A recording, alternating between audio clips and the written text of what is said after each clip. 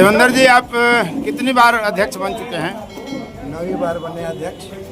दाऊदनगर प्रखंड के 9वीं बार राजद के अध्यक्ष बने हैं। लगातार आप ही को क्यों बनाया जा रहा है?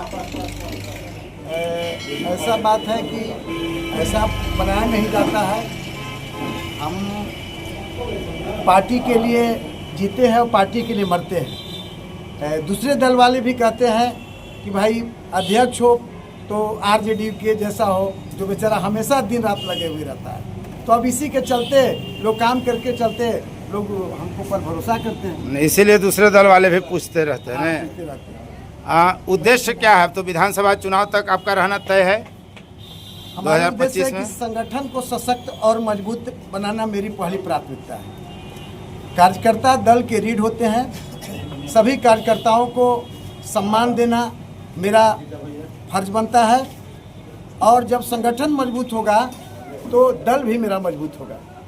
संगठन में कोई बड़ा नहीं होता है, न तो अध्यक्ष बड़ा होता है, न विधायक बड़े होते हैं, न मंत्री बड़ा होता है, न सांसद बड़े होते हैं। सबसे बड़ा उसके दल के कार्यकर्ता होते हैं। और मेरे प्रथम राजनीतिक गुरु जो मनार पंचायत के पूर्व मुखिया और पूर्व प्रमुख रह चुके हैं, वे थे रामदेव बाबू।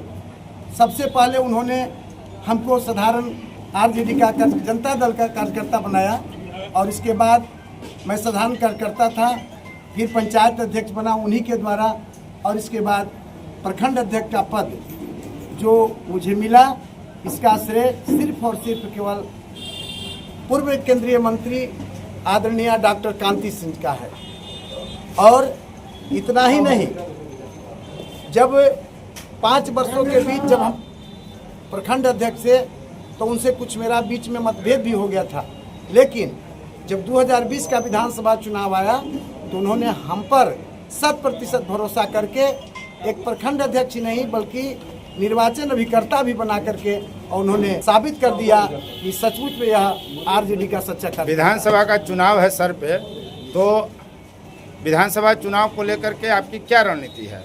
संगठन के कार्यकर्ताओं को समेटना, संगठन को एकजुट करना, इन मुद्दों पर राजद कैसे काम कर रही है? अब तो राष्ट्रीय अध्यक्ष के चुनाव की तरफ आप लोग बढ़ेंगे।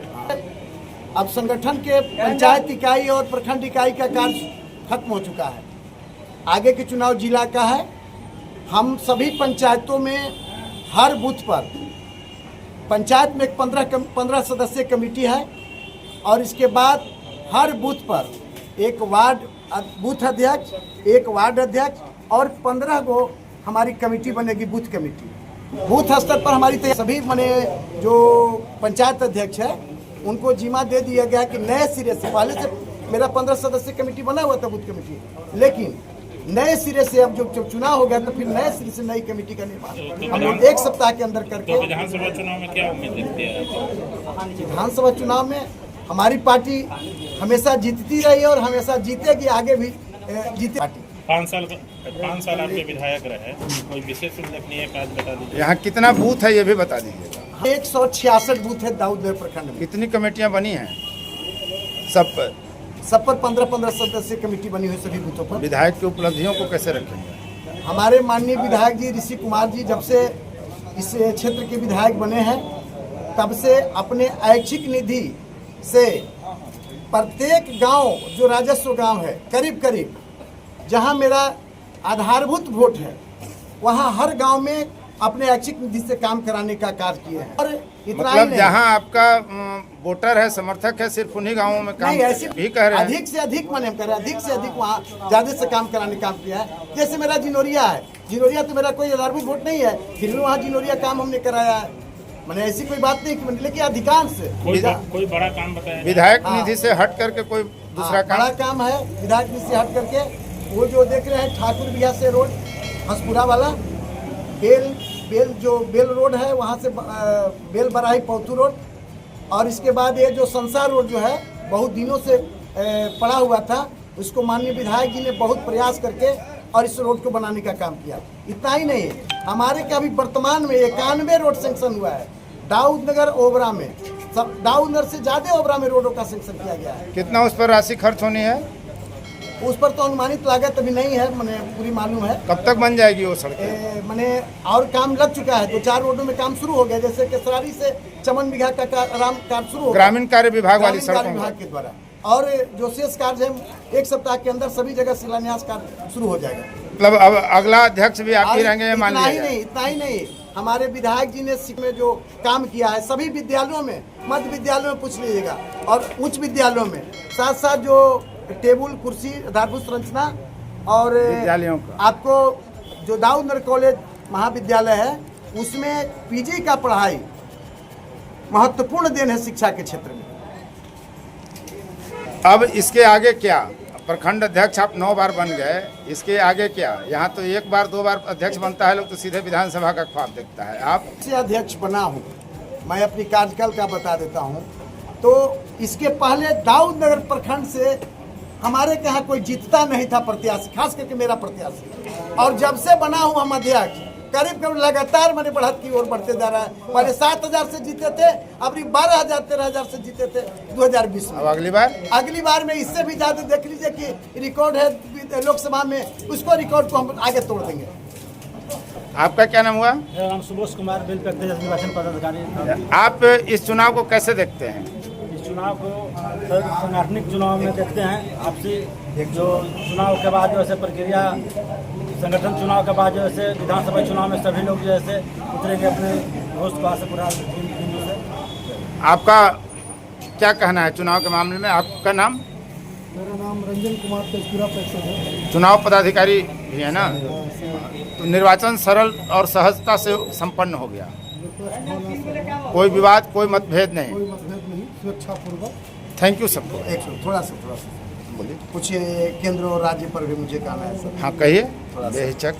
हमारे मोदी जी 30 मई को विक्रम में आए, विक्रमगंज में इन मुद्दों पर कुछ मुंह नहीं खोला।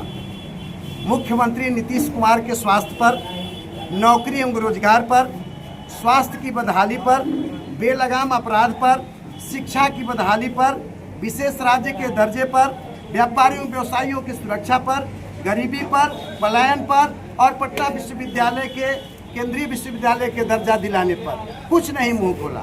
और इसके बाद मैं कहता हूँ, बिहार गवाह है कि जितनी रफ्तार से ये अपने कपड़े बदलते हैं उतने ही रफ्तार से अपने वादा बदलते हैं। और इनका लंबा भाषण और आम गरीबों का महंगा राशन, राज्य में एक कुशासन की सरकार है और दूसरी कुर्सी का पलटासन भी है।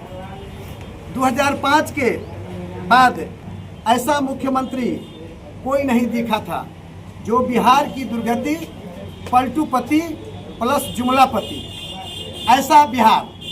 और मैं बता देता हूं कि हमारे तेजस्वी जी ने बिहार में रोजगार की रफ्तार बढ़ा दी है। 17 महीने के कार्यकाल में नौकरी और रोजगार की जो उपलब्धि इनके पास है वह बेमिसाल है, उनकी कोई तुलना नहीं कर सकता है। हर युवा को नौकरी रोजगार दिलाएंगे, हर घर में माता बहन को 2500 रुपये दिलाएंगे, वृद्धा पेंशन की राशि 400 से बढ़ाकर 1500 रुपया करेंगे, देश के शहीदों का सम्मान करेंगे और युवाओं का बल राष्ट्रीय जनता दल, यही हमारा तेजस्वी जी का संकल्प है। और हम चाहते हैं कि अगले भावी मुख्यमंत्री और बिहार के मुख्यमंत्री तेजस्वी जी बने, यही हम लोग के का यही उद्देश्य। देवेंद्र सिंह यादव शायर कब से हो गए? आप मेरे बारे में जान लीजिए, मैं एक अच्छा गायक भी हूँ। अगर नहीं है कुछ गा के सुना देते हैं, इसी अवसर पर 2 लाइन गा दीजिए। मैं अच्छा गायक हूँ, अब तो समय उम्र बीत गया। 4th व्यूज, चौथा विचार, बाकी